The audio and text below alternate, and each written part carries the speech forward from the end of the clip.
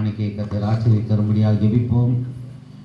கிருபையின் ஆண்டவரே, உம்முடைய மிகுந்த இரக்கங்களுக்காக, உம்முடைய கிருபைகளுக்காக, என்றென்றும் நம்முடைய கிருபைகளுக்காக நன்றியோடுமை ஸ்தோத்திரிக்கிறோம்.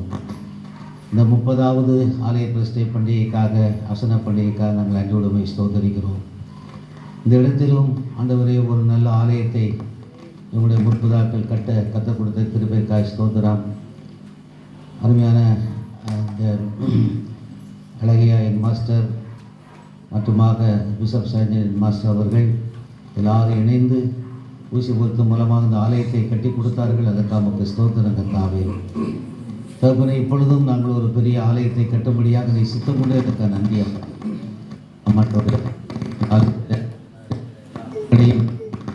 மக்களையும் கர்த்தர் ஆசீர்வதிப்பீராக. இந்த 30வது ஆலய பிரதிஷ்டை பண்டிகையின் ஆசீர்வாதத்தை ஜெபிக்கிறோம்.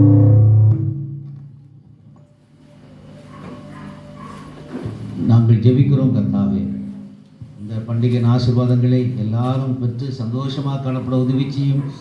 இந்த நாளிலே எங்கள் நடுவிலே அழைத்து வந்திருக்கிற அருமையான சகோதரர் பிரேம் சிங் அவர்களுக்காக, ஒரு குழுவினருக்காக நன்றியோடுமை ஸ்தோத்திரிக்கிறோம். கர்த்தருடைய அநாதி தீர்மானத்தின்படி இந்த நாளிலமாக இந்த இடத்திலே வந்து கர்த்தருடைய வார்த்தையை பகிர்ந்து கொள்ள நீங்கள் அழைத்து வந்த தெய்வக்காக நன்றி கர்த்தாவே. நன்றியுள்ள இதயத்தோடு நாங்கள் படைக்கிற அந்த காணிக்கைகளை கர்த்தர் அங்கீகரித்திருளும். உடைய பிள்ளைகள் ஆசீர்வதியும். அருமையான சகோதரரை வல்லமையாக எடுத்து பயன்படுத்தும். இயேசு கிறிஸ்துவின் நாமத்தை ஜெபிக்கிறோம் நல்ல பிதாவே, ஆமென்.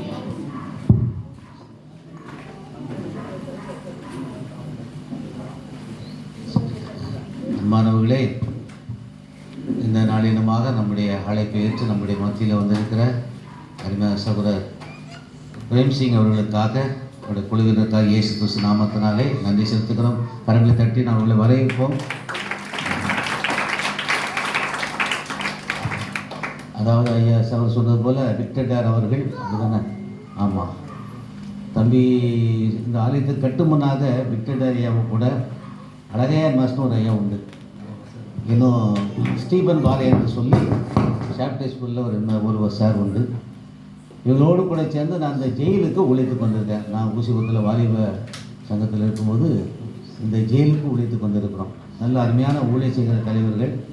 நாங்கள் ஏன் வரோம்னா, நல்லா வந்து ஜெயிலெல்லாம் பார்த்து சந்தித்து பேசிட்டு மன்னார்பட்டியில் எங்களுக்கெல்லாம் பஜ்ஜி டீ வாங்கி தருவாங்க. அது எனக்கு இன்றைக்கும் மறக்காது. ஆமாம், நல்லா சாப்பிடுவாங்க. அழகிய மாஸ்டர் நல்லா சாப்பிடுவாங்க. எல்லோரும் நல்லா சாப்பிடுவோம். நல்லா முடிஞ்ச உடனே எல்லாருக்கும் டீ, ஒரு பஜ்ஜி எல்லாம். நான் சொல்கிறது 50 வருஷம் முன்னால், நினச்சி பார்க்க கூட நீங்கள் முடியாது. 50 இயர்ஸ் பேக் ஆச்சரியமான ஒரு காரியம். அருமையானவர்களே, இடத்துல இப்படி ஒரு ஆலயம் சபையார் உண்டாகுவார் என்று நாங்கள் நினைத்து கூட பார்த்தது கிடையாது. மிக சந்தோஷமான ஒரு காரியம். அருமையான சகோதரரும் சொன்னது போல் பழைய காலத்தில் இங்கே வந்து ஊழியம் செஞ்சுருக்கிறாங்க. இன்றைக்கு கர்த்தருடைய சித்தப்படி இந்த வலிமையான ஊழியக்காரை கர்த்தர் கொண்டு வந்திருக்கிறார். இந்த வேளையிலும் கர்த்தர் எடுத்து பயன்படுத்துமாறு ஆண்டவரிடத்தில் நாம் ஜெபிப்போம். ஆண்டவர் பெரிய காரியங்களை செய்வார்கள்.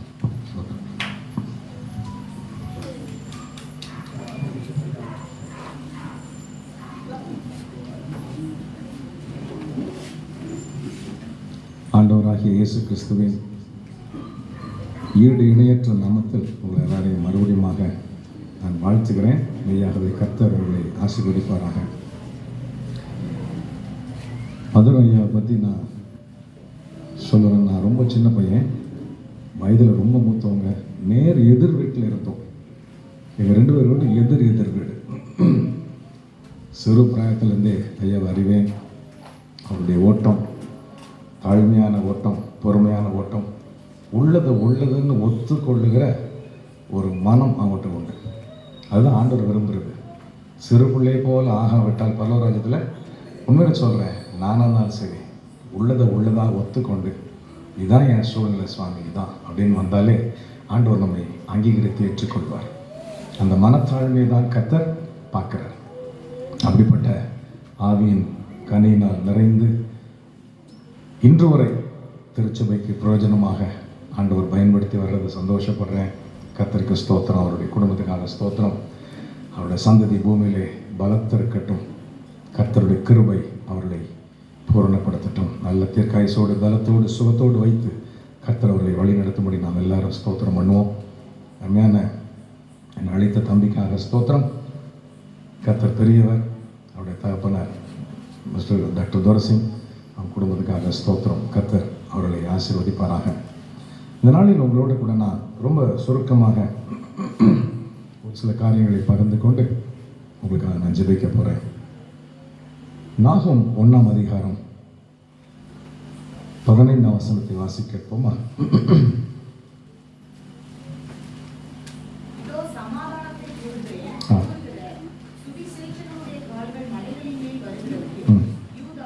யூதாவே, உன் பண்டிகைகளை ஆசரி, உன் பொருத்தனைகளை செலுத்து. துஷ்டன் இனி உன் வழியாய் கடந்து வருவதில்லை. அவன் முழுவதும் சங்கரிக்கப்பட்டான். ஆண்டவர் தெளிவா சொல்றாரு, யூதாவே, உன் பண்டிகைகளை ஆசரி. பண்டிகைகள் ஆண்டவருக்கு ரொம்ப பிடிச்சது. ஏன்னா அதனுடைய முழு நோக்கமே ஆண்டவரை குறித்து நாம் நன்றி உள்ள இதயத்தோடு பண்டிகை ஆசரிக்க வந்திருக்கிறோம். உபாகமத்தின் புஸ்தகத்தில் 8ஆம் அதிகாரத்தில் 17ஆம் 18ஆம் வசனத்தை வாசிக்கேட்டால், உன் தேவனாகிய கர்த்தரை நினைப்பாயாக, அவரே பிதாக்களுக்கு ஆணையிட்டு கொடுத்த தம்முடைய உடன்படிக்கையை இந்நாளில் உனக்கு உண்டாயிருக்கிறது போல ஐஸ்வர்யத்தை சம்பாதிக்கிறதுக்கான பலனை உனக்கு கொடுக்கிறவர். இன்னைக்கு ஆண்டவரை நினைத்து நாம் ஸ்தோத்திரம் பண்ண வந்திருக்கிறோம். பண்டிகை என்றாலே நன்றி உள்ள இருதயத்தோடு ஆண்டவருக்கு நன்றி செலுத்த வருவதுதான் பண்டிகை. முற்பிதாக்கள் செய்த நன்மைகள், முற்பிதாக்களுடைய தான தர்மங்கள், ஒன்றில்லாத காலத்திலும் தங்களுடைய உடல் உழைப்பு, முழங்காலை கொடுத்து ஜெபித்த காரியங்கள், கண்ணீர் வடித்த காரியங்கள், இங்கு ஒரு பலிபீடம் வரணும், ஜனங்கள் வந்து பலியாக தங்களை அர்ப்பணிக்கணும், ஆண்டவரே உம்முடைய பரலோகத்தின் பொக்கிஷங்களாக இந்த ஜனங்கள் மாற்றப்படணுமே சொல்லி இந்த பலிபீடத்துக்காக ஜெபித்து கண்ணீர் வடித்த முற்பிதாக்களுடைய நாட்களின் ஓட்டத்தை நினைச்சு ஸ்தோத்திரம் பண்ணதான் வந்திருக்கிறோம். ஆகவே நான் சொல்றாரு, யூதாவே, உன் பண்டிகைகளை ஆசரி, பொருத்தனைகளை செலுத்து. பண்டிகைகளை சும்மா ஆசரிக்காத, பொருத்தனையோடு ஆசரி. பொருத்தனை பண்ணி ஆசரிங்க. துஷ்டன் உன் வழியாய் கடந்து வருவதே இல்லை. அவன் முழுமையாய் சங்கரிக்கப்பட்டான். ஹல்லேலூயா. பண்டிகை குறித்து வேதம் சொல்லுது.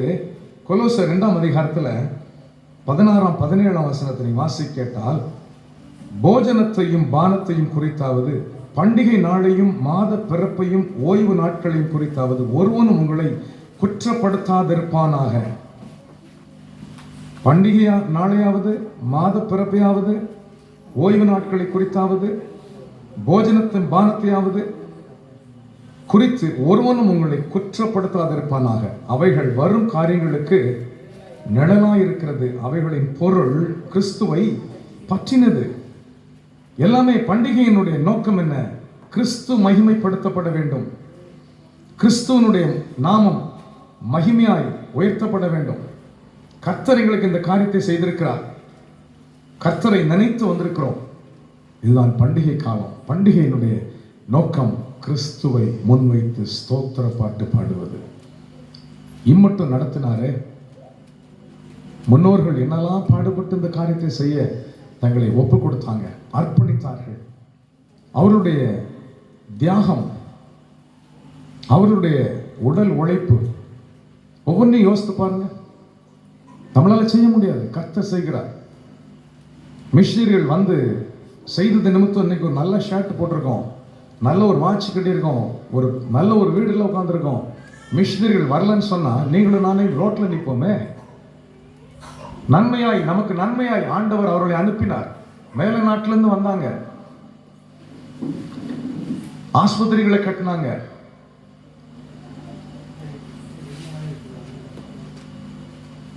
பள்ளிக்கூடங்களை கட்டினாங்க, மருத்துவமனைகள், ஆலயங்கள்,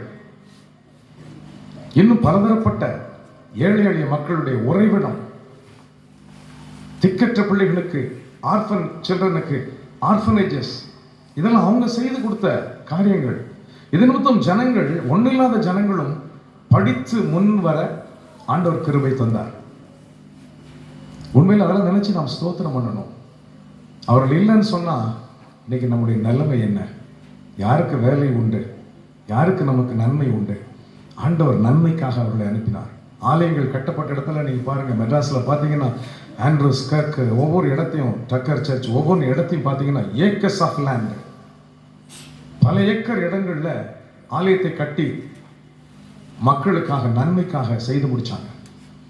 இன்னைக்கு இதெல்லாம் நினைச்சு ஸ்தோத்திரம் பண்ண வந்திருக்கிறோம். பண்டிகையினுடைய பொருள் என்ன? கிறிஸ்து மகிமைப்படுத்தப்படுகிறார், ஆண்டவருடைய நாமம் மகிமைப்படுத்தப்படுகிறது. இதுதான் பண்டிகை.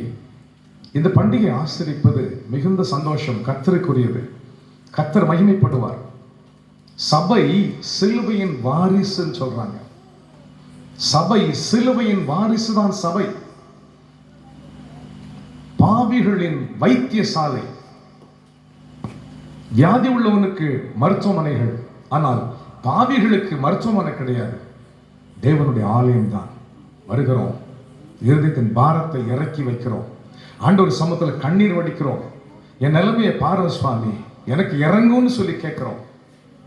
காரணம், தேவன் தம்முடைய பரிசுத்த ஆலயத்தில் இருக்கிறார். சங்கீதக்காரன் சொல்லும்போது அழகா சொல்றார், தேவன் தம்முடைய பரிசுத்த ஆலயத்தில் இருக்கிறார். பரிசுத்த ஆலயத்திலே அவர் வீற்றிருக்கிறார். நம்முடைய ஜெபத்தை கேட்கிறவராய் இருக்கிறார். நம்முடைய கண்ணீரை காண்கிற தேவனாய் இருக்கிறார். அவருடைய பரிசுத்த ஆலயம் மகிமைக்குரியது. ஒரிசாவில் வெள்ளப்பெருக்கு எடுத்த நாட்களில், அதன் பின்பு ஒரு சில மாதங்கள் கழித்து அந்த பகுதியில் போனேன்.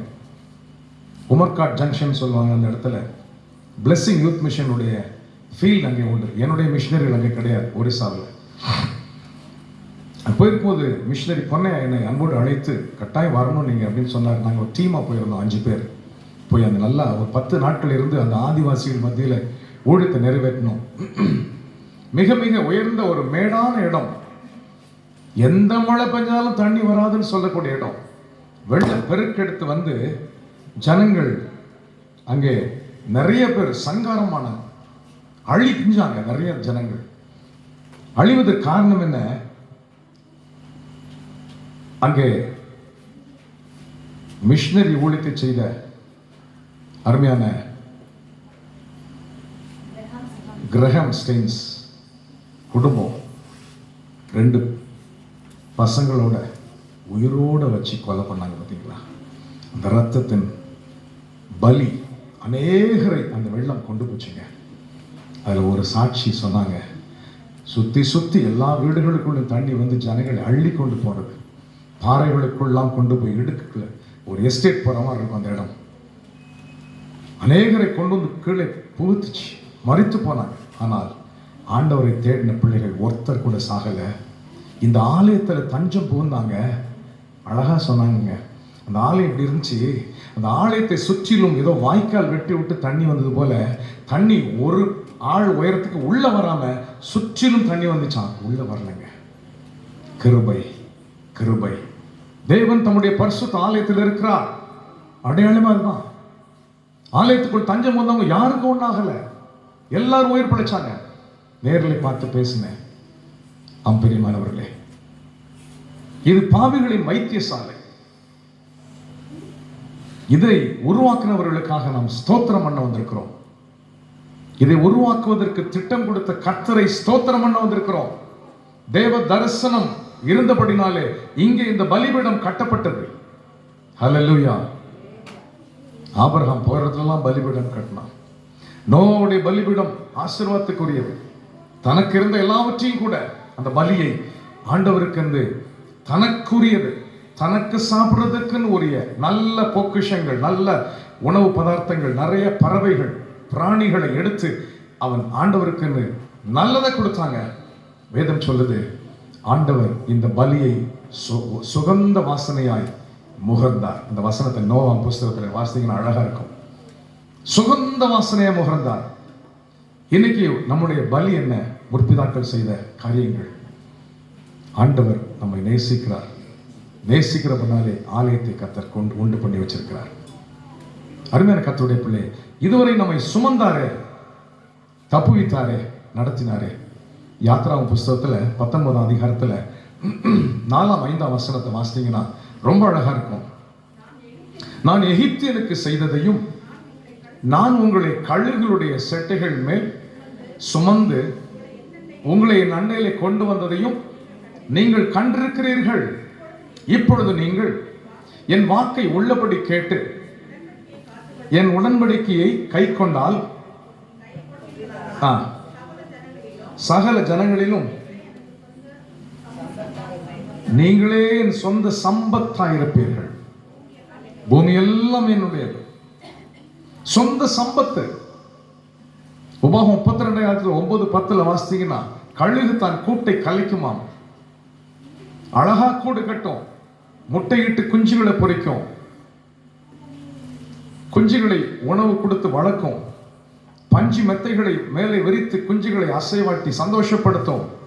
அதே கழுகு 11ஆம் வசனம் சொல்லுது, கழுகு தன் கூட்டை கலைக்கும். கூட்டை எப்படி கலைக்கும்? பஞ்சுகளை எடுக்கும், முள்ளுகளை எடுக்காது. இந்த முள்ளுகள் குத்தன உடனே குஞ்சுகள் தானாக எங்கேயாவது போய் தஞ்சம் புகுந்து விடுவோம். இதுல இருந்து இருந்து தூங்க முடியாது. பிரச்சனையான வீடு, பிரச்சனையான குடும்பம் என்று சொல்லி புலம்பி தவித்து குஞ்சுகள் வெளியே கூட்டை விட்டு வெளியே வந்து பறக்க நேரிடும் பொழுது சில குஞ்சுகள் ரெக்கைகள் இருந்தும் அந்த சிறைகள் இருந்தும் சின்ன சின்ன முடிகள் வளராமல் புவிப்பு சக்தியில கீழே விழுந்து சாக வேண்டும் என்று வரும்போது தாய் கழுகானது அதை காட்டிலும் வேகமாய் பறந்து போய் சட்டைகளை விரித்து அந்த குஞ்சுகளை என்ன பண்ணுமா? தூக்கி சுமந்து கொள்ளுமா. அப்படின்னா என்ன அர்த்தம்?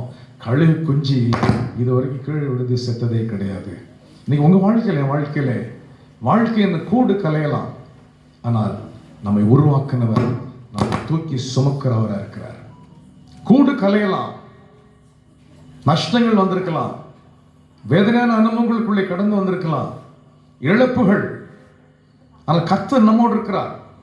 அவருடைய செட்டையின் மேலே அசைவாட்டி நம்மை தூக்கி சுமக்கிறார். மறந்து போக வேண்டாம்.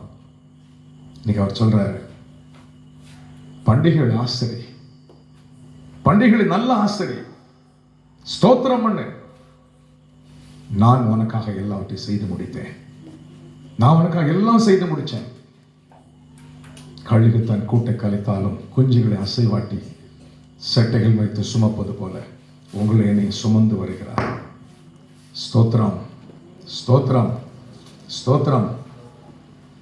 அடிக்கடி பாடுற ஒரு பாடல் ஒன்று உண்டு.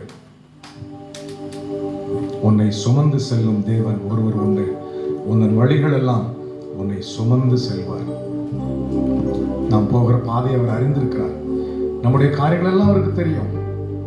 நம்முடைய பாதைகளிலே நாம் செய்கிற நீதி நியாயங்கள் அவர் அறிந்திருக்கிறார். மனுஷனுக்கு தெரியாட்டாலும் கர்த்தர் அறிவார். நமக்காக அவர் காரியங்களை நடப்பிப்பார்.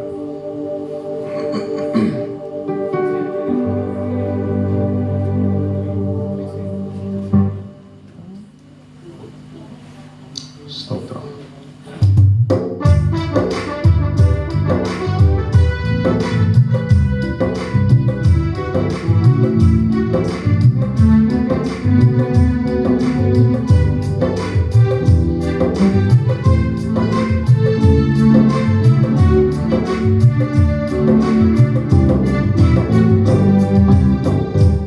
உன்னை சுமந்து செல்லும் தேவன் ஒருவர் உண்டு, உந்தன் வழி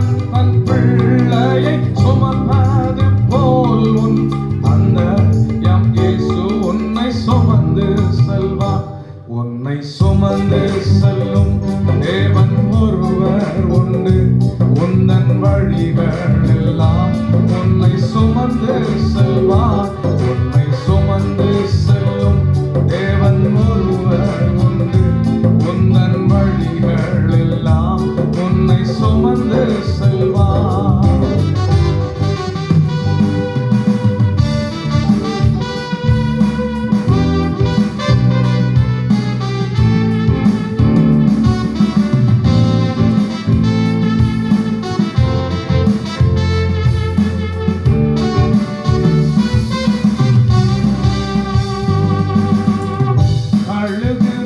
கூட்டை கலைந்திட்டாலும் தன் குஞ்சுகளை செட்டையில் சுமப்பது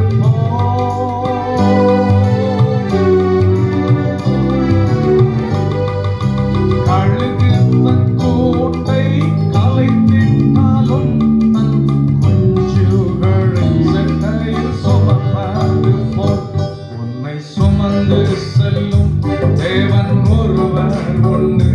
உந்தன் வழிகள் எல்லாம் உன்னை சுமந்து செல்வார்.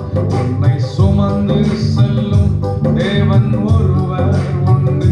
உந்தன் வழிகள் எல்லாம் உன்னை சுமந்து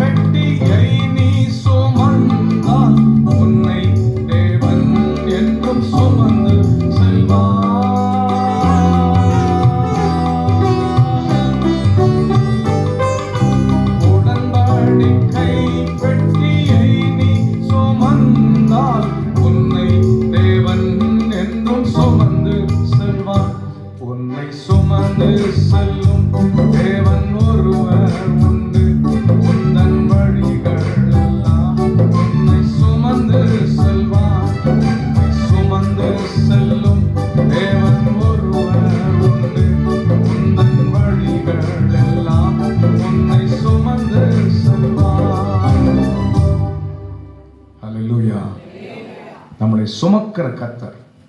ஆகவேதான் இந்த ஆலயத்துக்குள் வருகிறோம், அவர் சன்னிதானத்தில் வருகிறோம், அவரை தேடி வருகிறோம், வாஞ்சியோடு வருகிறோம்.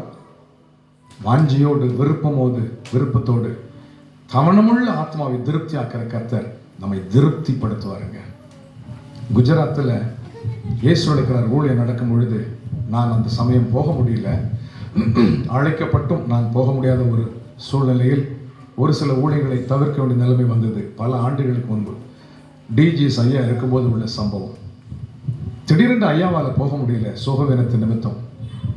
Brother Arulraj, brother Franklin, Selvaraj 3 பேர் போனாங்க. என்கிட்ட வந்து சொன்ன சாட்சி உண்மையிலே தாங்க முடியல. 30 கிலோமீட்டர், பஸ் வசதி கிடையாது, ஆட்டோ கிடையாது, ஆட்டோவுக்கு காசு கொடுக்க காசு கிடையாது. ஆதிவாசி மக்கள், பாமர ஜனங்கள், பணம் இல்லாதவங்க ஆண்டவருடைய சமூகத்தை தேடி 30 கிலோமீட்டர் நடந்து வந்த குடும்பங்கள் ஏராளம் என்று சொன்னாங்க. ஆச்சரியமா இருந்துச்சு. 30 கிலோமீட்டர். இயேசுவுடைய கூட்டம் நாளைக்கு ஆரம்பிக்குன்னா 2 நாளைக்கு முன்னாலே நடக்க ஆரம்பிச்சு கை குழந்தைகளை தோல்ல தொட்டில் மாதிரி போட்டு தூக்கிட்டு வந்ததெல்லாம் என்கிட்ட காமிச்சாங்க. வேடிக்கையா இருந்தது. தாகம், வாஞ்சை, ஆண்டவருடைய சமூகத்தை தேடி ஓடுகிற வாஞ்சை. இன்னைக்கு அந்த வாஞ்சை இல்லாதனால தான் இன்னைக்கு நீங்களும் நான் ஆசீர்வதிக்கப்படலை. இன்னைக்கு அந்த வாஞ்சை இருந்துச்சுன்னா கர்த்தருடைய ஆசீர்வாதம் தானா வருங்க. ஆண்டவருடைய ஆலயத்தை வாஞ்சிக்கணும், ஆண்டவருடைய ஊழியத்தை வாஞ்சிக்கணும், ஆண்டவருடைய வார்த்தையை வாஞ்சிக்கணும். இப்போ நைட்டு முடிஞ்சோன்னு பிரியாணின்னு சொன்னால் எவ்வளோ பசியோட ஆட்டோமேட்டிக்காக பசி வந்துடும் பிரியாணின்னு சொன்னோன்னு. அதே போல் இன்னைக்கு ஆண்டவருடைய வார்த்தையின் மேலே என்ன இருக்கணும்? பசி, தாகம். 30 கிலோமீட்டர் நடந்து வந்து உட்கார்ந்துருக்காங்க. 3 நாள் கூட்டம். ஒரு தாய் தன்னுடைய பிள்ளைய நடக்க முடியாத, பிறவிலிருந்து நடக்க முடியாத குழந்தைய தூக்கிட்டு வந்தாங்களாம். நான் பார்க்கல, பிரதர் பிராங்க்லின் அருள்ராஜன் சொன்ன சாட்சியை சொல்லுகிறேன். திரளான கூட்டம். இவ்வளவு கூட்டம் வரும் நினைக்கல பிரான்சிஸ் அப்படின்னாரு. ஐயா வர முடியாம போயிட்டானே, இந்த ஊழியத்தை நான் மிஸ் பண்ணிட்டேனே, வேதனைப்பட்டேன். என்ன கூட்டம் வந்துச்சு? நாங்க 80,000 பேர் இருப்பாங்க பிரான்சிஸ். 1000 பேரை கூட்டுறதே பெருசா இருக்கு. போஸ்டர் அடிச்சா கூட 500 பேர் வர மாட்டாங்க. 80,000 பேர் குஜராத்தில் இந்த இடத்துல பாமர மக்கள் ஏராளமான பேர் வாஞ்சியோடு வந்தாங்க. ஒரு தாய் குழந்தைய பிறவியிலிருந்து நடக்க முடியாத குழந்தைய போட்டு 3வது நாள் அழுது அழுது புலம்பினாலாம். உங்களுடைய சமூகத்தை தேடி 30 கிலோமீட்டர் நடந்து வந்தேனே சுவாமி. சுவாமி, உண்மை நம்பி தானே வந்திருக்கிறேன், உங்களுடைய சமூகத்தை நம்பி வந்திருக்கிறேன். என் பிள்ளைய திரும்பவும் கால் நடக்க முடியாத குழந்தையா திரும்பவும் தொட்டில் போட்டு நான் வீட்டுக்கு கொண்டு போகணுமான்னு சொல்லி புலம்பி அழுது கொண்டே இருந்தாலாம். கடைசி ஜெப நேரத்தில் பிரதர் பிராங்க்லினை ஜெபிங்கள்னு சொல்லிட்டு பிரதர் அருள்ராஜ், பிரதர் செல்வராஜ் முதல்ல ஓங்கி ஒரு அடி அடிச்சாராம். தீர்க்க தரிசனமே உரைக்காத என்னை பார்த்து முதல்ல ஒரு அடி அடித்து பிரதர் ப்ராஃபசைஸ் அப்படின்னாராம். மனுபுத்திரனே தீர்க்க தரிசனம் உரைன்னு சொன்னது போல முதல் அடிச்சு தீர்க்க தரிசனம் உரை. நான் தீர்க்கதரிசி இல்லை, எங்க தீர்க்க தரிசனம் உரைக்கிறது? தடுமாறின. திடீரென்று ஆவியானவர் என் மேல இறங்கினார். அவர் சொல்றபடி ஆகட்டும் என்று ஸ்தோத்திரம் பண்ணேன் பிரான்சிஸ்னார். ஆவியானவர் இறங்கினார். கடைசியில் ஒரு கை கால் விளங்காத பிள்ளையை வச்சு படுத்துக்கிட்டு இருக்கிய 3வது நாள் கூட்டம் முடிய போகுது. திரும்பவும் நான் பிள்ளைய தோளில போட்டு தூக்கிட்டு போகணுமான்னு கேட்கறேன். ஏசுனை சோகமாக்குறாருன்னு சொல்லவும் அந்த அம்மா ஸ்தோத்திரம் பண்ணிட்டு இருக்காங்க. கண்ணை திறந்து பார்க்குறாங்க, பிள்ளையை காணல. பிள்ளை எழுப்பி நடந்து ஓட ஆரம்பிச்சிருச்சுங்க. ஹல்லேலூயா. தாகம், வாஞ்ச ஆண்டவருடைய சமூகத்தின் மீது வாஞ்ச, தேவனுடைய சமூகத்தில் அவ்வளவு பிரியம் வச்சு வரணுங்க. தாகத்தோடு வரணும். என்கிட்ட கர்த்தர் பேசுவார், என்னோடு சம்பாஷிப்பார், என்னை தைரியப்படுத்துவார், என்னை சந்தோஷப்படுத்துவார், எனக்கு கிருபைகளை கொடுப்பார், எனக்கு அபிஷேகத்தை கொடுப்பார். ஆலயத்துக்கு வரும்போதே அப்படி வாங்க. ஆவியானவர் பேசுகிற தாசர்கள் மூலமா பேசுவார், இல்லைன்னா பேச மாட்டார்.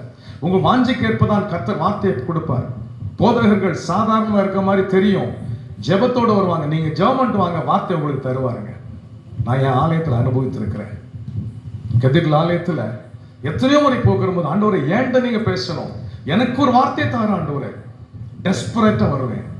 மானானது நிறருடைய வாஞ்சித்து கதறுவது போல அப்படியே வருவேன். ஒரு வார்த்தை எனக்கு போதுமே. 100க்கு அதிபதி சொன்னது போல ஒரு வார்த்தை சொல்லும் வேலைக்காரன் சொஸ்தமாவா. சுவாமி நீ வர வேண்டாம். என்ன விசுவாசம்? ஒரு வார்த்தை, ஒரு வார்த்தை. அந்த ஒரு வார்த்தை எனக்கு எத்தனையோ முறை கிடைத்திருக்கிறது. ஹல்லேலூயா, ஹல்லேலூயா. நம்முடைய வாஞ்சைக்கு ஏற்றபடி ஆவியானவர் கிரியை செய்கிற தேவனாக இருக்கிறார். அருமையான கர்த்தருடைய பிள்ளை, ஆண்டவர் சமூகத்தை அப்படி வாஞ்சிப்போம். இன்னிலிருந்து அப்படி ஒரு பொருத்தனை எடுங்க. பொருத்தனையோட ஸ்தோத்திரம் பண்ணுங்க. எனக்கு அப்படி ஒரு வாஞ்சியோட நான் வரப்போறேன். தேவ சமூகத்தில் வருவேன். கர்த்தர் என்னை தைரியப்படுத்துவார், வார்த்தை அனுப்பி என்னை குணமாக்குவார்னு சொல்லி ஸ்தோத்திரம் பண்ணுங்க. கர்த்தர் நிச்சயம் செய்வார். இந்த அதே வசனத்தை வாசிக்க கேட்டால் அழகா இருக்குது. நாகும் 1:15 யூதாவே உன் பண்டிகைகளை ஆசரி, உன் பொருத்தனைகளை செலுத்து. பொருத்தனைங்கிறது 2 வீலர்ல போறவனுக்கு ஹெல்மெட் மாதிரி, கவசம் போன்றது பொருத்தனை. இன்னைக்கு பொருத்தனை இல்லாதனால தான் சாட்சி சொல்வேன். ஆண்டவரே நீர் செய்த நன்மை நான் சாட்சி பகர்வேன். அது யாரும் சொல்லுவாங்க. இன்னைக்கு உன்னுடைய பொருத்தனை, என்னுடைய பொருத்தனை என்ன? பொருத்தனையோடு பண்டிகைகளை ஆசரிக்கிறோம். பொருத்தனையோடு ஆசரிக்கும் போது நம்முடைய பொருத்தனைகளை கர்த்தர் கேட்டு பதில் கொடுப்பார். ஹல்லேலூயா. பொருத்தனை கேட்டு பதில் கொடுப்பார். பொருத்தனையின் பேரிலே மகிமைப்படுத்தப்படுவார். ஓரல் ராபர்ட்ஸுடைய புத்தகத்தை நான் வாசிக்கும் போது அதில் போட்டிருந்தது, என் தாய் என்னை பொருத்தனையோடு பெற்றெடுத்தாங்க. எங்கனாலும் பாப்பா, என்னனாலும் செய், கர்த்தர் உன்னை ரட்சிப்பார், உன் மூலமாக தேசத்தை அசைப்பார் என்று என் தாயார் ஜெபித்த ஜெபம் பொருத்தனையோடு ஆண்டவர் சமூகத்தில் அர்ப்பணித்தார்கள். என்னை கர்த்தர் தூக்கி நிறுத்தினார், ரட்சித்தார், அபிஷேகம் பண்ணினார். தேசத்துக்கு நாவாக எக்காலங்களை ஊதுகிற மகனாய் என்னை வைத்தார் என்று அவர் சாட்சியாய் நின்றார். ஸ்மித் விகில்ஸ்வர்த் அப்படியே சொன்னார், என் தாயினுடைய பொருத்தனை ஜெபம் என்னை உருவாக்கிற்று. கர்த்தர் எனக்குள் உருவாகி என்னை கொண்டு அநேக ஜாதிகளை ஆசீர்வதித்தார் என்று ஸ்மித் விகில்ஸ்வர்த் சொல்லுகிறார். அருமையான கர்த்தருடைய பிள்ளையே, பொருத்தனை மிக மிக முக்கியமானது. பண்டிதர் ராக்லண்ட் சிவகாசி பகுதியில் ஊழியத்தை செய்தாரு. எல்லா நன்மைகளையும் உடையவர், நல்ல ஒரு அருமையான வாழ்க்கை எல்லாம் இருந்துச்சு. எல்லாத்தையும் விட்டுட்டு வந்தாங்க. அதான் மிஷனரி தியாகம். இன்னைக்குள்ள ஊழியங்கள் எல்லாம் ஒண்ணு இல்லாதவன் என்ன கிடைக்கும்னு வர்றான். அது ஊழியம் இல்லைங்க. இருக்கிறதை மற்றவர்களுக்கு பகிர்ந்து கொடுத்து சந்தோஷப்படுவதுதான் ஊழியம். மற்றவர்களுக்கு பகிர்ந்து கொடுப்பது. ஆதி அப்போஸ்தலர் காலத்துல அற்புதம் ஏன் நடந்துச்சு? எல்லாவற்றையும் பகிர்ந்து கொடுத்தாங்க. இருக்கிறவன் இல்லாதவனுக்கு பங்குகளை கொடுத்தான். எல்லாரும் நேசிச்சாங்க. ஒரு மனம், ஒற்றுமை, எல்லாருக்குள்ளேயும் ஒரே ஏக சிந்தை, நற்சீர் பொருந்தின அனுபவம், அன்புள்ள அனுபவம். தேவன் கிரியை செய்ய ஆரம்பித்தார். இன்னைக்கு உங்க சபையில் அப்படி இருந்து பாருங்க, ஆண்டவர் கிரியை செய்வார். அற்புதம் நடக்கும். இன்னைக்கு அதிசயம் நடக்கும். நான் அற்புத அதிசயத்தை சொல்ல விரும்பல இன்னைக்கும், ஆனாலும் ஒரு சிலர் சொல்ல விரும்பல. கர்த்தருடைய மகிமைக்காக அடிக்கடி நாங்கள் இந்த கேம்ப் நடத்துவோம், முகாம்கள் நடத்துறது. என்னை கர்த்தர் இப்போ பாரப்படுத்துறதுனால பல லட்சங்களை செலவழிச்சு முகாம் நடத்துவோம். இப்போ கூட மே 1, 2 குற்றாலத்தில் ஒரு கேம்ப் நடத்தணும், சீஷத்துவ முகாம். இன்னும் அடுத்த கேம்ப் கன்னியாகுமரி ரிட்ரீட் சென்டரில் அக்டோபர் 11, 12, 13 பூஜா லீவில் 3 நாட்கள். ஜான் பிரபாகரன் நல்ல ஒரு தேவனுடைய தீர்க்கதரிசி, உலகம் முழுவதும் போகிற ஒரு மனுஷன், ராஜாக்களுக்கு தீர்க்கதரிசனம் உரைக்கிற ஒரு மனுஷன், ஆனால் மிகுந்த தாழ்மையுள்ள மனுஷன். கர்த்தர் அப்படிப்பட்ட ஊழியர்களை இயேசுடைய ஊழியத்தின் மூலமாய் கொடுத்திருக்கிறார். கர்த்தருக்கு ஸ்தோத்திரம். பிரதர் சுரேஷ் டிஜிஎஸ் ஐயா கூட 15 வருஷம் பர்சனல் அசிஸ்டண்டாக கூட இருந்தார். ஐயாவுடைய ஜெப வாழ்க்கையை இன்னைக்கும் சொல்வார். 7 மணி நேரம் ஸ்தோத்திரம் பண்ணிட்டே இருப்பாருன்னு. ஒரு ஜெப குறிப்பை கொடுத்து இவருக்கு கேன்சர்னு சொன்னா அவர் சோமார வரைக்கும் பரலோகத்தை ஒலிப்பு எடுத்துருவார். அப்படிப்பட்ட தீர்க்கதரிசிகள் இல்லையேன்னாரு. இப்ப கூட இப்படிப்பட்ட தேவனுடைய ஊழியர்கள் தான் சேர்ந்து இந்த ஊழியத்தை செய்கிறோம். அந்த கேம்புக்கு வந்து பார்த்தீங்கன்னா அவ்வளோ மகிமை. 2019 கேம்பில் அதிசயங்கள், 2018 கன்னியாகுமரியில் பயங்கரமான காரியம். இப்போ இந்த வருஷம் பல விதங்களில் ஜனங்கள் ஆசீர்வதிக்கப்பட்டு சாட்சி சொல்லுவாங்க. ஐயா கேன்சரோட வந்தேன், ஒரு அம்மா சொல்லுது, கை விழுதடி இருந்துச்சு, ஒரு கை சாதாரணமாக இருந்துச்சு, எது சாப்பிட்டாலும் வாமிட்டு வரும். கேன்சர் இன்ஸ்டியூட்ல போயிட்டு வாங்க, முடிஞ்சு போச்சு உங்க காலம், 1 மாசம் உயிரோடு இருப்பீங்கன்னு அனுப்புனாங்க. கடைசிய தம்பி உங்க கேம்புக்கு வரணும்னு வந்தேன், எதை சாப்பிட்டாலும் வாந்தி வரும், இந்த சாப்பாடு எப்படி சாப்பிட முடியும்னு என்கிட்ட கேட்டாங்க. நான் சொன்னேன், ஆசீர்வாதமான சாப்பாடு சாப்பிடுங்க, கர்த்தர் உங்களை சுகமாக்குவார். ஆவி ஆத்மா சரீரத்துல விடுதலை உண்டு. இங்க வர்றவங்களுக்கு பாவங்கள் சாபங்கள் மாறும், வியாதிகளும் மாறும், வேதனைகள் மாறும். கர்த்தருடைய சித்தமானபடி கர்த்தர் செய்வார். இந்த இடத்தை பரிசுத்தம் பண்ண நூற்றுக்கணக்கான மக்கள் வந்து தினமும் ஜெபித்திருக்கிறோம் என்று சொன்னவுடன் அந்த அம்மாவுக்கு ஒரே சந்தோஷம். சாப்பிட்டுட்டு விசுவாசத்தோட காத்திருந்தாங்க. வாந்தி வரும்னு, வாந்தி வரல. மத்தியான சாப்பாடு சாப்பிட்டாங்க, வாந்தி வரல. 2வது நாள் கூட்டத்தில் கை, இந்த கை மாதிரி இவ்வளோதடி இந்த கை சுருங்கிருச்சு. என்கிட்ட ஓடி வந்தாங்க, தம்பி கையெல்லாம் சுருங்கி போச்சு, ஒவ்வொரு சட்டையிலும் 2 இன்ச்சு தொங்குது, லூஸ் ஆயிடுச்சு, எங்கே டைட் பண்ணலாம் டெய்லர் தெரியுமா? எனக்கு தெரியாது, எங்கேயாவது விசாரிங்க என்று சொன்னேன். கன்னியாகுமரி கூட்டத்தில் எங்கேயோ தேடி பிடிச்சி ஒரு டெய்லரை தேடி பிடிச்சி சட்டையெல்லாம் டைட் பண்ணாங்க. கர்த்தருடைய நாமத்தை மகிமைக்காக சொல்றேன், கர்த்தர் சுகமாக்கினார். கேன்சர்ல முத்தின ஸ்டேஜ், 4th ஸ்டேஜ் முடிஞ்சதுன்னு சொன்னேன். அந்த அம்மாவை கர்த்தர் சுகமாக்கினார். நான் சொன்னேன், 3வது நாள் முடிஞ்ச உடனே போங்க தம்பி, நான் சாப்பிட்டேன், ஒரு தெம்பா இருக்கிறேன், இவ்வளோ பலவீனத்தோட வந்தேன் தம்பி, எது சாப்பிட்டாலும் வாமிட்டு வரலையே, ஆண்டவர் சுகமாக்கிட்டார், வார்த்தை அனுப்பினார், குணமாக்கினார். நேராக போய் செக் பண்ணி எனக்கு ஃபோன் பண்ணுங்க. என்ன செக் பண்ணிட்டு அவங்க சொன்னாங்க, அவங்க பேர் வசந்தா மனோகர், இங்கே வந்தாங்க, நான் உங்களை கூட்டிகிட்டு வரேன், சென்னையில் இருக்கிறாங்க.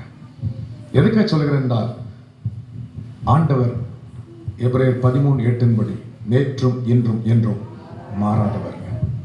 இந்த கேம்பில் உள்ள அதிசயத்தை எதுக்கு சொல்றேன்னா, இந்த கேம்பை ஒரு பொருத்தனையோடு நாங்கள் செய்கிறது உண்டு. நூற்றுக்கணக்கான மக்கள் பாவூர் சத்திரம் பக்கத்தில் இருந்து, தென்காசி பக்கத்தில் இருந்து, தூத்துக்குள்ள இருக்கிற சில குரூப், பாவநாசம், ஒவ்வொருத்தரும் ஒவ்வொரு நாளும் 10 பேர் போய் அந்த கிரவுண்ட் முழுவதும் நின்று ஜெபிப்பார்கள். குற்றாலத்தில் கூட்டம் நடத்தினா, கன்னியாகுமரியில் கூட்டம் நடத்தினா, அந்த பக்கத்தில் பனகுடி, லெப்பக்குடி இருப்ப அந்த சைடில் உள்ள வாலிபர்கள், பெரியவர்கள் நிறைய பேர் இருக்கிறாங்க. அவங்கெல்லாம் போய் அந்த இடத்த சுற்றி சுற்றி நின்று ஜெபம். நாங்களும் அடிக்கடி போவோம். ரத்தம் தெளியும் சுவாமி, இந்த இடத்தை நாங்கள் உம்முடைய மகிமைக்கு ஒப்புக் கொடுக்கிறோம், ஜனங்களை நீர் ஆசீர்வதித்து தான் ஆகணும், வர்ற மக்களுக்கு விடுதலையோடு அனுப்பணும், சமாதானத்தோடு போகணும், சந்தோஷத்தோடு போகணும், உம்முடைய சன்னிதானத்தின் மகிமையை பெற்று அனுபவிக்கணுமே ஜெபிப்போம். கர்த்தர் அதன்படியே செய்கிறார். அந்த அம்மா ஃபோன் பண்ணாங்க, கர்த்தர் அதிசயம். 2019 கேம்ப் நல்லா நடந்துட்டு இருந்துச்சு. 2வது நாள் திடீர்னு ஒரு 40 பேர் ஓடி வந்தாங்க. சகோதரர் விக்டர் ஞானராஜ் ட்ரிச்சி, அவருடைய மகள், அப்போ சீஃப் கெஸ்ட் ஸ்பீக்கராக வச்சுருந்தோம், அவங்களும் சாப்பிட போயிட்டாங்க. 40 பேர் ஒரு சின்ன குழந்தை தூக்கிட்டு வராங்க, 3 வயசு குழந்தை. அலறிட்டு வராங்க. என்னன்னு புரியல. என் பக்கத்தில் ஒரு டாக்டர் இருந்தார், doctor Johnson Charles. Friends brother என்னன்னு தெரியலையே, என்னன்னு பார்ப்போம். கிட்ட வந்தவன்னு சொல்றாங்க, ஐயோ என் பிள்ளை செத்து போச்சுங்க, ஃபிக்ஸ் வந்துச்சு, செத்து போச்சு. உடனே அந்த பக்கத்தில் சாப்பிட்டு முடிச்சு நிற்கிற சிலர், எந்த ஊரில் உள்ளவங்க ஞாபகம் இல்லை எனக்கு, நான் திரும்பி பார்க்கல, என் காது கேட்க சொல்றாங்க, கேம்ப் நாளைக்கு வரைக்கும் உண்டே, பிள்ளை செத்து போச்சுன்னா என்னோட கேம்ப் முடிஞ்சுதோ. இதான் நம்ம மக்களுடைய விசுவாசம். அந்த பிள்ளையை கொண்டு வந்தாங்க. டாக்டர் ஜான்சன் சார்ல்ஸ் வாங்கி பல்ஸ் பார்த்தார். ஃப்ரான்சிஸ் பிரதர் முடிஞ்சு போச்சுன்னார். ஒரு மெடிக்கல் சூப்பரண்ட் தம்பி ஒருத்தர் இருந்தான், அமல் வேதமாணிக்கம். அவன் மரித்து போனான் 2 ஆண்டுகளுக்கு முன்பு. அவன் கையை பிடிச்சிட்டு, அண்ணே முடிஞ்சு போச்சுண்ணே, கட்டே ஆயிடுச்சு, உடம்பே முடிஞ்சுது, சூடு இல்லை, ஒண்ணுமே இல்லை, பல்ஸே கிடையாது, அரை மணி நேரம் இருக்கும் செத்து போய், உயிர் போய். கையில் வாங்கி எனக்கு என்ன செய்ய புரியல, என்ன செய்யறது ஆண்டவரே, ஒவ்வொரு கேம்ப்லையும் நீர் மகிமைப்படுவீரே, இந்த கேம்ப் இப்படி இருக்குது, சோகமான கேம்ப் மாதிரி இருக்குது, நீர் என்ன செய்ய போகிறீர், ஸ்தோத்திரம் சொல்லிட்டு இருக்கேன். என் மனைவி ஓடி வந்தாள், பிள்ளை என்கிட்ட கொடுங்கன்னு வாங்கினா, என்ன செய்யறான்னு பார்த்தேன், வாங்கிட்டு ஒரே வார்த்தை, ஜீவ சுவாசத்தை ஊதுறேன்னு சொல்லி ஃபூன் ஊதுனா, அவ்வளவுதான். அந்த பிள்ளை ஒரு தும்மல் போட்டது, கண் விழித்தது, இறங்கி ஓட ஆரம்பிச்சது. இந்த வருஷம் கூட அந்த குடும்பம் வந்து சாட்சி சொன்னாங்க. இது கர்த்தருடைய நாமத்துக்காக சொல்றேன், நம்ம செய்யல. ஆதி அப்போஸ்தலர் காலத்தின் அற்புதம் ஏன் நடக்குது? ஒரு மனம் ஒற்றுமை, ஒரு மனதோடு இருந்தா போதும். பிசாசின் கிரியை அழிப்பதற்காக தான் வழி. அதான் சொல்றாரு, பொருத்தனைகளை செலுத்து, துஷ்டனின் ஒளியை கடந்து வருவதில்லை. இன்னைக்கு பொருத்தனை பண்ணி அன்போடு கூட அரவணைக்க முடியாமல் கசப்பான வேறு எழும்பத்தக்க வாழ்க்கை வைத்திருக்கிறோம். மன்னிக்க முடியல. நம்முடைய சுவாபங்கள் இன்னும் ஆண்டவருடைய குணாதிசயங்கள் நமக்குள்ள இல்லை. இதனாலே சத்துரு என்ன பண்றான், நமக்கு மேலே அவன் எழும்புகிறான், அவன் கரத்தை நீட்டுறான். அதான் சொல்றாரு, பொருத்தனைகளை செலுத்து, பொருத்தனைகளை செலுத்து. எங்க அம்மா என்னைய வயிற்றிலே ஒரு ஆண் குழந்தை கூட சுவாமி அவன் ஊழியம் செய்யறதை பார்க்கணும்னு ஒப்பு கொடுத்தாங்க. நான் அடிக்கடி சொல்லுவேன், அந்த நாட்களில் ஏன் அப்படி ஒப்பு கொடுத்தீங்கன்னு கேட்பேன். எனக்கு பிரசங்கம் பண்ண தெரியாது, ஒண்ணுமே தெரியாது. நீங்க ஒரு கல்லூரி பேராசிரியர், அப்பா ஒரு பேங்க்ல ஒரு ஆபீசர், எதுக்கு அப்படி ஒப்பு கொடுத்தீங்க? இல்லப்பா நீ ஊழியம் செய்யறதை நான் பார்க்கணும், நீ வேலையே செய்யக்கூடாது. கர்த்தர் அதன்படியே நான் செய்த வேலையெல்லாம் கர்த்தர் உடைத்து மரண படுக்கையில் என்னை கொண்டு வந்து 1992ஆம் ஆண்டு முழு நேரமாக ஆண்டோடைய பணிக்கு என்னை அழைத்து கொண்டு வந்தார். என்னுடைய ட்ரக் லைசன்ஸை நான் கிழித்து போட்டேன், கர்த்தருடைய சமூகத்துக்கு ஓடி வந்தேன். ஆனால் அதற்கு முன்பும் சிறு வயதிலிருந்து என்னுடைய நாட்களில் நான் கடந்து வந்த பாதையெல்லாம் யோசித்து பார்த்தா, இந்த பொருத்தனை நிமித்தம் கர்த்தருடைய பாதுகாப்பும் கிருபையும் வெளிப்பட்டதை இன்னைக்கு நினைச்சு நான் ஸ்தோத்திரம் பண்ணுவேன். ஒரே ஒரு இன்சிடென்ட்டை சொல்ல விரும்புகிறேன். நான் சென்னையில் திருவள்ளூர் என்ற இடத்துல நான் பிறந்தேன், அங்கே தான் வளர்ந்தேன். அங்கே இருக்கிற ஒரு கான்வென்ட்டில், தெரசாஸ் கான்வென்ட்டில் படித்து வந்தேன். 5ஆம் படிக்கும் பொழுது ஒரு மதியான நேரம் கிளாஸை கட் பண்ணோம். ஒரு 3 பையங்க சேர்ந்து என்னை வாடா போ மீன் பிடிப்போண்டா தெப்பக்குளத்துலன்ட்டான். எனக்கு தெப்பக்குளத்தை பற்றி ஏட்டு சரி தெரியாது. இவங்களை நம்பி வந்தோம். வந்த உடனே அவன் சொன்னான், உன் சட்டை கழட்டி என் சட்டை கழட்டுறேன், எல்லாம் சட்டையெல்லாம் பின்னி பனியெல்லாம் போட்டு கட்டி வச்சு அரிச்சிருவோண்டான்னா, ஏதோ மீன் கிடைக்கிற மாதிரி. எனக்கு ஒன்றும் புரியல. என் சட்டையெல்லாம் கழுத்தி கொடுத்தேன். முதல் படியில் நின்று 2ஆவது படி இறங்குவோன்னா, 3ஆவது படி இறங்கும் பொழுது என் கால் வழுகி நான் உள்ளே தண்ணிக்குள்ளே போனேன். தண்ணிக்குள்ளே போயிட்டு திடீர்னு யாரும் என்னை தூக்கி போட்டது போல தலைகளாய் படுத்திருக்கிறேன். தலைகளான வானத்தை நோக்கி படுத்திருக்கிறேன். போட்டில் மிதக்கிறது போல, போட் மிதக்கிறது போல தண்ணியில் மிதக்கிறேன். மூக்கு புகும் கீழே தான் தண்ணி உள்ளே எறிஞ்சிருவேன். தலைகளை படுத்திருக்கிறேன். நீச்சலே தெரியாத நான் எப்படி படுக்க முடியும்? இன்னைக்கு அதை யோசித்து பார்த்தா அது ஒரு விந்தை, அதிசயம். அப்படியே படுத்திருக்கேன். நான் உள்ளே போறேன். 6 அடி ஆழம். நான் ஒரு சிறுவன். தெப்ப குளத்துல ஒரு டோபி ஒருத்தர் தோச்சிட்டு இருந்தார். அவர் வாயிலிருந்து ஒரு சத்தம் வருது, ஐயோ அப்படின்னு. யாரும் உதவார் இல்லை. ஆனால் கர்த்தருடைய கரம் என்னை தாங்கினதை நான் உணர்ந்தேன். உள்ள வரைக்கும் போயிட்டு திரும்ப அதே கரம் என்னை தள்ளி வெளியே கொண்டு வந்தது. ஒரு சேதம் இல்லாமல் வெளியே புறப்பட்டு வந்தேன். யோசித்தேன், எங்கள் அம்மாட்ட வந்து சொன்னேன், தெப்ப குளத்தில் விழுந்தேன், 6 அடி ஆழம்டா. ஆண்டவர் தலைகளை வச்சார். அன்னைக்கே சொன்னாங்க, நான் செய்த பொருத்தனை உன்னை சுமந்தது. பொருத்தனை. இன்னைக்கு பொருத்தனையோட ஆண்டவர் சொல்றாரு, பொருத்தனைகளை செலுத்து. சங்கீத புஸ்தகத்துல கூட அழகா, சங்கீதம் 50ல் 14-15 அழகா சொல்லுது இல்லையா? வாசிங்க பார்க்கலாம், அருமையான வசனம். நீ தேவனுக்கு ஸ்தோத்திர பலியிட்டு உன்னதமானவருக்கு உன் பொருத்தனைகளை செலுத்தி ஆபத்து காலத்தில் என்னை நோக்கி கூப்பிடு, நான் உன்னை விடுவிப்பேன், நீ என்னை மகிமைப்படுத்துவாய். நீ தேவனுக்கு ஸ்தோத்திர பலியிட்டு உன்னதமானவருக்கு உன் பொருத்தனைகளை செலுத்தி ஆபத்து காலத்தில் என்னை நோக்கி கூப்பிடு. இன்னைக்கு பொருத்தனையோட காரியங்களை செய்யும் போது ஆண்டவர் நம்மை நேசிக்கிறார். ஆண்டவர் அந்த பொருத்தனையின் பேரிலே நம்முடைய வல்லமை விளங்க பண்றார். உங்களை சூழ கர்த்தர் பாளையம் இறங்குறார்.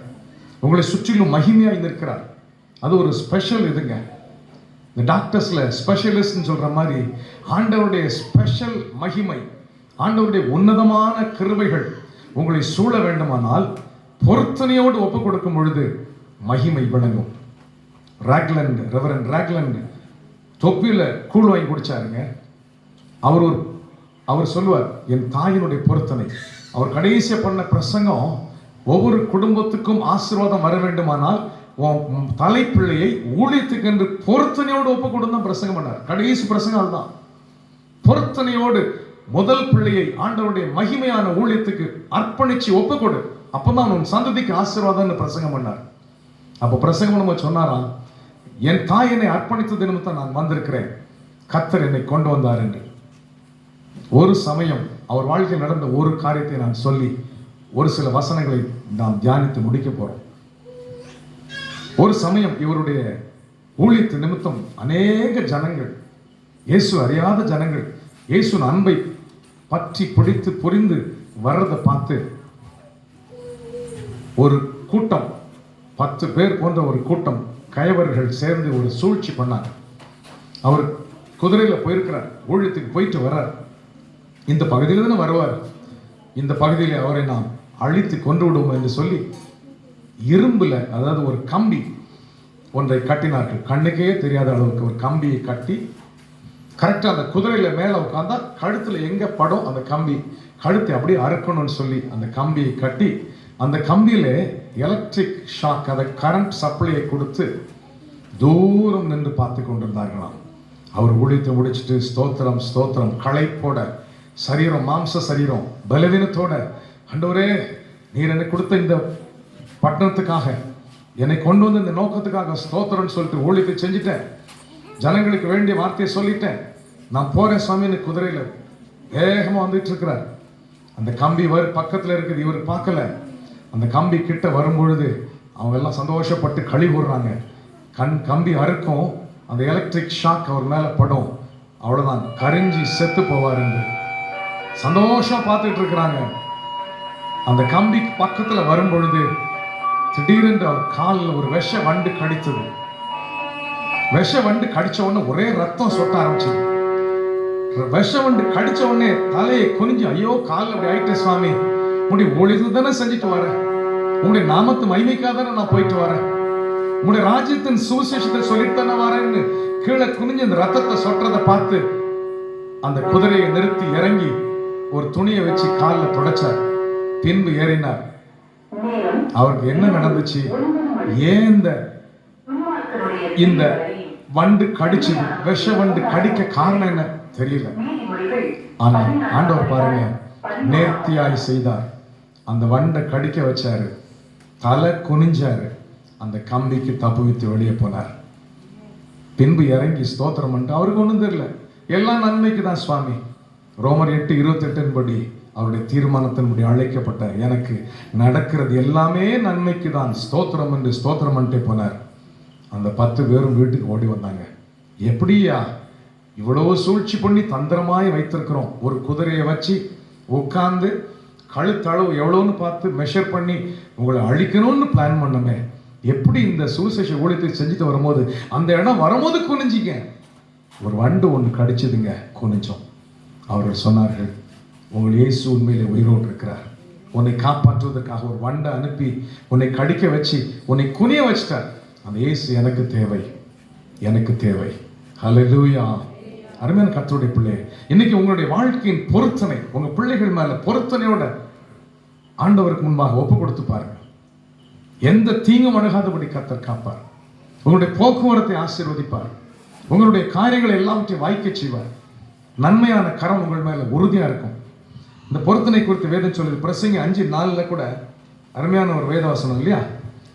பிரசங்கி 5:4 அழகா சொல்றாரு, நீ தேவனுக்கு ஒரு பொருத்தனை பண்ணிக்கொண்டால் அதை செலுத்த தாமதியாதே, மூடரில் பிரியப்படுகிறதில்லை, நீ நேர்ந்து கொண்டதை செய். நீ நேர்ந்து கொண்டதை செய்யாமல் போவதை பார்க்கிறோம், நேர்ந்து கொள்ளாமல் இருப்பதே நலம். இன்னைக்கு ஆண்டவர் முன்பாக, கர்த்தர் முன்பதாக பொருத்தனையோடு காரியங்களை செய்யும் பொழுது கர்த்தர் நமக்கு இறங்குவார். பொருத்தனை பண்ணினால் உடனே அதை செலுத்த தாமதிக்க கூடாது. பொருத்தனையின் பேரில் தேவனுடைய ராஜ்யத்தை கட்ட வேண்டும், தேவனுடைய சித்தத்தை செய்ய வேண்டும், தேவனுடைய நாமத்தை மகிமைப்படுத்தணும். பொருத்தனை காணிக்கைன்னு சொல்லுவோம். பொருத்தனை காணிக்கை, இதை செய்தால் இதை செய்ய போறேன். என் மகனுடைய சாட்சியை நான் சொல்லட்டும். என் மகன் கீபோர்டிஸ்ட் சிறுவனா இருக்கும் பொழுது ஒரு காய்ச்சல் ஒன்று வந்துச்சுங்க. உடம்பு முழுசும் கொப்பளம். நீ நம்ப மாட்டீங்க, நான் எக்ஸாஜரேட் பண்ணல. 27 நாளுக்கு மேலாக அந்த கொப்பளம் ஒன்றும் சாப்பிட மாட்டான், அழுது கொண்டே இருப்பான். 2-3 டாக்டர்ஸ்ட்டை கொண்டு போனதுக்கு சொல்லிட்டாங்க, மரித்து போவான். ஒரு டாக்டர் சொன்னார், this is scarlet fever. Scarlet fever. நான் கேட்டேன், என்ன டாக்டர் புதுசாக பேர் சொல்றீங்க? இது வெளிநாட்டிலிருந்து வர்ற உணவு பதார்த்தங்களை சாப்பிட்றது நிமித்தம் வருகிற ஒரு வைரஸ்னால வரக்கூடிய வியாதி. இதுக்கு மருந்தே கிடையாது, உயிர் தான் முடிந்து போகும், உயிர் போய்விடும் என்று சொன்னார். இந்த சூழ்நிலையில் ஸ்தோத்திரம் பண்ணிக்கிட்டே இருந்தேன். டாக்டர்ஸ் 3 பேரும் கைவிட்டாங்க. நான் என் மனைவி முழங்கால் போட்டேங்க. முழங்கால் போட்டு ஒரு மகனை கூட ஊழித்து கொடுக்குறேன்னு சொன்னேன். சுவாமி, அந்த பொருத்தனை ஒரு பக்கம். இப்போ இன்னொரு டாக்டர் சொன்னார், நாளைக்கு கொண்டு வாங்க, நீடில் போட்டு ஸ்பைனல் கார்டிலிருந்து நீர் எடுத்து பிரெயின் ஃபீவரானு செக் பண்ணுவோன்னு சொன்னார். நான் சொன்னேன், ஒரு பிரெயின் ஃபீவரும் இருக்காது, ஒன்றும் இருக்காது, செக் பண்ணவே வேண்டாம். ஆண்டவர் சமத்தில் நான் முழங்கால் போட்டு கேட்டேன், என்கிட்ட கையில் காசு இல்லை சுவாமி, ஆனால் என் கையில் உள்ள மோதிரத்தை கொண்டு போய் எங்கேயாவது வச்சு ஒரு 15,000 நான் எடுத்து கொண்டு வந்துடுறேன். கொண்டு வந்து உங்களுடைய ஊழியத்துக்காக, அது எந்த ஊழியத்துக்கு கொடுக்கணும்னு நீ சொல்லி கொடுத்துட்றேன். இது என்னுடைய பொருத்தனை. அவன் டாக்டர்கிட்ட கொண்டு போக மாட்டேன், எந்த ஸ்கேனுக்கும் நான் பணம் கொடுக்க மாட்டேன். 97ஆம் வருஷம் நடந்த ஒரு சம்பவம், உண்மை சம்பவம். 97ஆம் வருஷம் பொருத்தனையோடு 2 பேரும் ஜெபித்தோம். இந்த ரூபாயை நான் எடுத்து வரேன் சுவாமி, என் மோதிரத்தை கொண்டு ஒரு இடத்துல வச்சு 15,000 எடுத்துட்டு வந்தேங்க. என்கிட்ட பணம் இல்லை, கையில் வச்சிருக்கேன். ஸ்தோத்திரம் பண்ணிட்டு, ஆண்டவரே இந்த பணம் உங்களுடைய ஊழியத்துக்குரியது, யாரு கொடுக்கணுமோ சொல்ல கொடுக்குறேன். இன்னைக்கு நம்முடைய பொருத்தனை காணிக்கைகள் கர்த்தருக்கு மிக மிக பிரியமானது, சந்தோஷத்துக்குரியது, மகிமைக்குரியது, ராஜ்யத்துக்குரியது. ஸ்தோத்திரம் பண்ண, அவனுடைய காய்ச்சல் அப்படியே நின்றுச்சிங்க, கொப்பளம் அப்படியே மறைஞ்சு போச்சுங்க ஒரே நாள்ல. ஹல்லேலூயா! ஒரே நாள் எல்லாம் மாறி போச்சு. யாரு கொடுப்பது வெயிட் பண்ணிட்டு இருக்க. அடுத்த நாள் காலையில் ஒரு குடும்பத்தார் ஒரு கிராமத்திலிருந்து வராங்க, ஒரு கல்யாண கார்டை கொண்டு வராங்க. ஐயா, முதல் கல்யாண கார்டு உங்களுக்கு கொடுக்குறேன், ஜெபிங்க. பணம் என்னமா இருக்குது? ஒண்ணுமே கிடையாது ஐயா, வெறும் கையாவும் நிற்கிறோம், கர்த்தர் தான் எங்களுக்கு எல்லாம் என்று சொன்னாங்க. அந்த 15,000 தூக்கிட்டு வந்து அவங்க கையில் அப்படியே கொடுத்து, கல்யாணத்துக்கு வேண்டியதெல்லாம் வாங்கி கொள்ளுங்கள், செய்யுங்கன்னு சொன்னேன். ஒரே சந்தோஷம் அவங்களுக்கு, ஒரே சந்தோஷம். பொருத்தனையின் பேரிலே கர்த்தர் பிரியப்படுகிற தேவன். வேதத்தில் அருமையான ஒரு வசனம் உண்டு இல்லையா? வாசித்தீங்கன்னா அழகா இருக்கும். 76ஆம் சங்கீதத்தில் 11ஆம் வசனம் சொல்லுது, பொருத்தனை பண்ணி அதை உங்கள் தேவனாகிய கர்த்தருக்கு நிறைவேற்றுங்கள். பொருத்தனை பண்ணி அதை உங்கள் தேவனாகிய கர்த்தருக்கு நிறைவேற்றுங்கள். அவரை சூழ்ந்திருக்கிற அனைவரும் பயங்கரமானவருக்கு காணிக்கைகளை கொண்டு வர கடவர்கள். அருமையான கர்த்தருடைய பிள்ளையே, நம்முடைய வாழ்க்கையிலே பொருத்தனையோடு காரியங்களை செய்ய கற்றுக்கொள்ளும். ஒவ்வொரு மிஷினரிகளுடைய தியாகம் பொருத்தனையோடு வந்தார்கள், பொருத்தனையோடு ஊழியத்தை செய்தார்கள். ஒரு மிஷினரியோட தியாகத்தை நான் சொல்லி நான் முடிக்கிறேன். ஒரு மிஷினரி ஒரு கடிதம் எழுதினார். சுமார் 18 ஆண்டுகளுக்கு முன்பதாக ஆந்திராவில் ஊழியம் செய்ய போனார். ஊழியம் செய்த இடத்துல நக்சலைட்ஸ் வந்து அவரை மிரட்டினாங்க. நடந்த சம்பவத்தை சொல்றேன். மிரட்டினாங்க, இனி நீ ஊழியம் செய்ய முடியாது, 1 வாரம் டைம், மெட்ராஸ்க்கு போயிரு, போகலன்னா இதே துப்பாக்கினால் உன்னை சுட்டு வீழ்த்துவோன்னு சொல்லி அவர் போன் நிறைய பேர் லெட்டர் எழுதினார். எனக்கு ஒரு லெட்டர் எழுதினார். நான் சொன்னேன், கலப்பையில் கை வச்சுட்டீங்க, ஆண்டவருக்காக போயிட்டீங்க, பின்வாங்காதீங்க, கர்த்தர் மகிமையானவர், கர்த்தர் உங்களை எல்லாவற்று தீங்குக்கு விலை காப்பார். எரேமியா 20:11 சொன்னபடி கர்த்தரோ பயங்கரமான பராக்கிரமசாலியா கூட இருக்கிறார். நான் சொன்ன நேபாள் தேசத்துல என் மிஷினரி இருக்கிறார். முதல் முறையா போகும்போது என் கூட 3 பேர் 2 பேர் ஊழியர்கள் வந்தாங்க. 2 பேரும் சொன்னது, நேபாள் போகாதீங்க, சுற்றுவாங்கன்னு சொன்னாங்க. ஆனாலும் நம்பி வந்துட்டோம், ஆண்டவர் நம்பி வந்துட்டோம் அண்ணேன்னு வந்தாங்க. வந்துட்டு கடைசி நாள் ஒருத்தர் சொல்றாரு, நக்சலைட்ஸை பார்க்க முடியலையே. நான் சொன்னேன், நக்சலைட்ஸ் சாரி மாவேஸ்ட்டை பார்க்க முடியலையே. மாவேஸ்ட்டை நீங்கள் பார்க்க வேண்டாம், நமக்கு இந்த நாளோட நம்ம ஊர் போகிறோம், சந்தோஷமாக கர்த்தர் நம்மை பாதுகாத்தார், ஸ்தோத்திரம் பண்ணுங்கன்னு சொன்னேன். திடீரென்று ஒரு ஆம்னி வேன் ஃபாஸ்ட்டாக வந்துச்சு, ரிவர்ஸ் வந்துச்சு, 7 பேர் இறங்கினான்.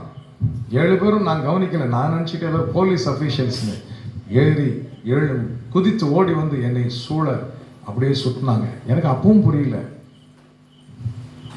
என்னை வழிநடத்தின ஊழியர்கள், என்னோடு வந்த ஊழியர்கள் தூரம் போயிட்டாங்க. எங்க இருக்காங்கன்னு எனக்கே தெரியல. என் மிஷினரி ஆளே காணோம். நேபாள் தேசத்தில் பிறந்து வளர்ந்தவர், பால்ஜாங் அவர் பேரு, ஆளே காணோம். வாயில ஒரு ஸ்தோத்திரம் கூட இல்லை. 7 பேரும் சுத்தின உடனே கன் எடுக்கிறான், நேரம் என் மேல எனக்கு முன்னால் நீட்டுறான்.